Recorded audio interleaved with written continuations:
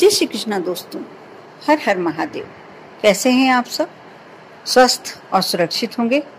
दोस्तों, धार्मिक ग्रंथों में पूजा के दौरान दीपक जलाने का एक विशेष महत्व होता है, सभी जानते हैं। और दीपक, ऐसा कोई घर नहीं है कि जिसमें दीपक प्रज्वलित नहीं होता है। पूजन के समय आप पूजन कर रहे हैं और दीपक ना जलाएं, ये संभव ही नहीं है। कोई शुद्ध घी का जलाता है, कोई तिल के तेल का जलाता है, कोई सरसों के तेल का जलाता है, लेकिन दीपक हर व्यक्ति अपने घर में प्रज्वलित करता है। और दीपक की रोशनी हमारे घर के अंधेरे को तो दूर करती ही है, हमारे जीवन के अंधेरे को भी दूर कर देती है। हमारे जीवन में एकदम प्रकाश और पवित्र प्रकाश उत्पन्न कराती है। जब हर देवी देवता की पूजन करते हैं, उस वक्त अलग अलग दीपक जलाए जाते हैं। अलग अलग दीपक काफी अपना महत्व रखते हैं। आटे का दीपक, मिट्टी का दीपक, धातु का दीपक, इसके साथ ही इसमें डालने वाली सरसों के तेल, तिल का तेल, घी का तेल, सबका अपना अलग अलग महत्व होता है।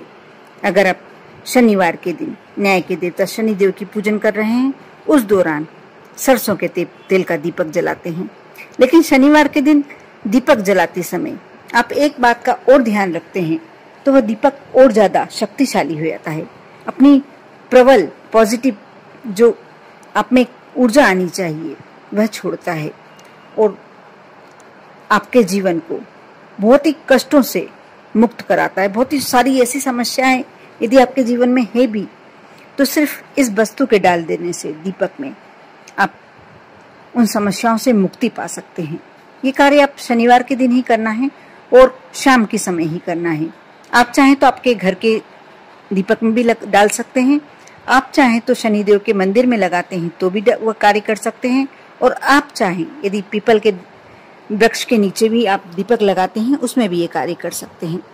आप सरसों के तेल का दीपक प्रज्वलित कर रहे हैं या तिल के तेल का।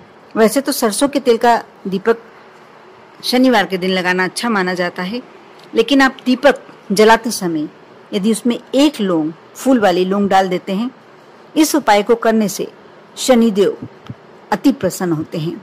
और यदि आप पर शनि की कुदृष्टि भी चल रही है, वक्र दृष्टि भी चल रही है, यदि 7.5 ढैया शनि भी चल रहे हैं, तो शनिदेव आप पर अपनी कृपा अवश्य बरसाने के लिए मजबूर हो जाते हैं। इस उपाय को करने से आपकी आर्थिक स्थिति में सुधार होता है और आप निरंतर इस उपाय को हमेशा ही करते हैं। प्रति शनिवार आप इस उपाय को करते हैं तो आपको जीवन में कभी भी धन से जुड़ी परेशानियों का सामना नहीं करना पड़ेगा। यह तो हुई दीपक वाली बात। आप यदि किसी विशेष इच्छा को लेकर यदि दीपक प्रज्वलित करते हैं, तो आपको इस बात का ध्यान रखना चाहिए, आप आटे का दीपक प्रज्वलित करें और चौमुखी, यानी 4 उसमें ऐसे बत्ती लगाएं कि 4 बत्तियां रहें, लंबी बाती, और इसे आप पीपल के वृक्ष के नीचे लगाकर और प्रज्वलित करके सरसों के तेल में और एक लौंग डालकर आ जाएं। जैसी भी इच्छा हो, यदि बहुत ज्यादा कष्ट से घिरे हुए हों, तो भी यदि आप आटे का दीपक इस तरीके से प्रज्वलित करते हैं, आपके कष्ट धीरे धीरे समाप्त होने लगते हैं। आप सभी लोगों में ये बात सभी जानते होंगे कि हिंदू धर्म में पूजा पाठ और धार्मिक अनुष्ठानों के दौरान कपूर का इस्तेमाल भी किया जाता है। कपूर जलाने से भी घर में मौजूद नकारात्मक ऊर्जा समाप्त हो जाती है और एक पॉजिटिविटी आ जाती है, घर में एक सकारात्मक ऊर्जा का प्रवेश हो जाता है। लेकिन अगर आप नियमित रूप से कपूर जलाते हैं, तो इस बात का आपको अवश्य ध्यान रखना चाहिए कि कपूर शुद्ध ही होना चाहिए। चाहे महंगा अवश्य आता है, लेकिन आप थोड़ा सा भी यदि जलाते हैं, तो यदि कपूर शुद्ध होता है तो वह कार्य करता है। यदि आप कपूर जला रहे हैं, वो शुद्ध नहीं हुआ, तो कोई मतलब नहीं है। सिर्फ आप अपना मन शांत कर रहे हैं कि हम कपूर दीपक के साथ जला रहे हैं। इसलिए इस बात का आपको अवश्य ध्यान देना चाहिए कि कपूर शुद्ध ही हो। साथ ही धार्मिक ग्रंथों में दान का भी विशेष महत्व माना जाता है। आप शनिवार के दिन जितना भी दान कर सकते हैं, गरीबों और जरूरतमंदों को अवश्य करें, उनकी सहायता अवश्य करें। जो भी कार्य कर सकते हैं, यदि आप किसी जरूरतमंद को भोजन भी कराते हैं, ये बहुत बड़ा दान माना जाता है। अन्न दान सबसे बड़ा दान माना जाता है। और कहते हैं दान कभी भी किया हुआ व्यर्थ नहीं जाता। क्या मालूम कितना गुना होकर आपको प्राप्त होता है, आपकी कहाँ रक्षा करता है, कहाँ आपको आकस्मिक दुर्घटनाओं से बचाता है और कहाँ जाकर आपको धन प्राप्ति के साधन सामने लाता है। इसलिए दान तो हमेशा करते रहना चाहिए। और दान करते समय एक और बात का ध्यान रखना चाहिए कि आप जिस हाथ से दान कर रहे हैं, कहते हैं, ऐसा कहा जाता है, ये एक मुहावरा है कि दान ऐसा करना चाहिए कि दूसरे हाथ को भी नहीं मालूम पड़े। आप दान का बढ़ चढ़कर यदि उल्लेख करते हैं, उस दान का कोई मतलब नहीं होता। इसी प्रकार यदि आप जीवन में तरक्की पाना चाहते हैं तो आप पक्षियों को नियमित रूप से दाना डालें।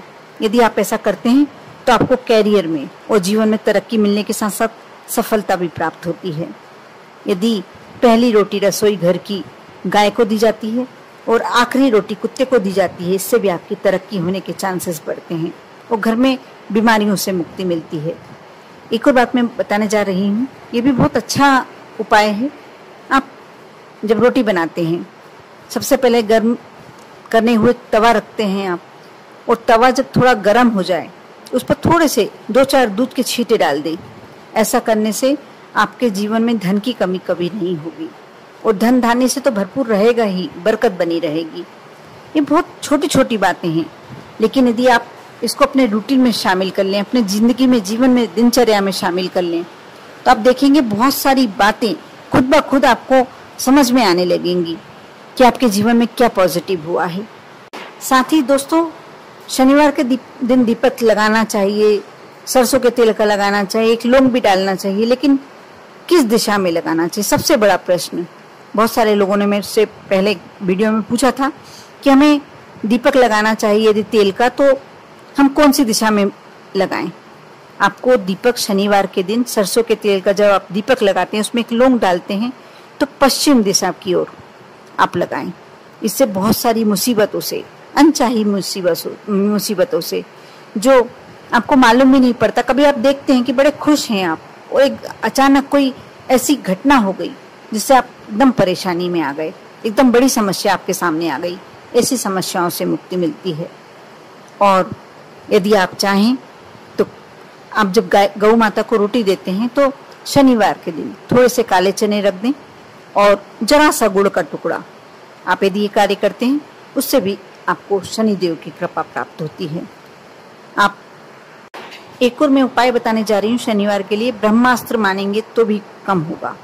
अगर आपके घर में हमेशा कोई ना कोई विपत्ति आती रहती है, ऐसा लगता है कि कब कौन सी समस्या आपके सामने आ जाए, आप हमेशा डरे हुए से रहते हैं, या आपके पास रुपए नहीं टिकते, धन नहीं टिकता, तो आप शनिदेव का बीज मंत्र शनिवार की सुबह जब आप स्नान कर लें, शाम को भी कर सकते हैं, कोई प्रॉब्लम वाली बात नहीं है।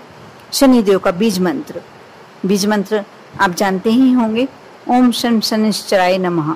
इस मंत्र को भोजपत्र पर, यदि भोजपत्र नहीं मिले तो आप सादे व्हाइट रंग के कागज पर काले पेन से लिख लें और उसे फोल्ड कर कर काले कपड़े में लपेट कर, यदि काला कपड़ा है आपके पास, या छोटे से काले कागज में भी लपेट कर, और उसके बिल्कुल ऐसा फोल्ड कर दें, उस पर टेप चिपका दें, या यदि आपके पास स्टेपलर है तो स्टेपलर कर दें। इसको बिल्कुल पैक कर देना है आपको, और मेन गेट पर, जो आपका मुख्य द्वार है, उस पर टांग दें।